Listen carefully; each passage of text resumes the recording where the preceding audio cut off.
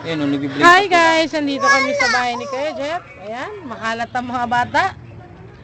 Kami At nag-uusap. sinusubukan namin ngayon yung camera na to kasi baka hiramin ni Marby. Parang nararamdaman ko. Parang hihiramin ko nga talaga. Kasi ano lang siya guys, talagang square lang siya na maliit. Halos parang wala pang 2 inches to na ano. Pakaliit. Napakaliit. Gaang. Parang hopya lang po siya na pa-square.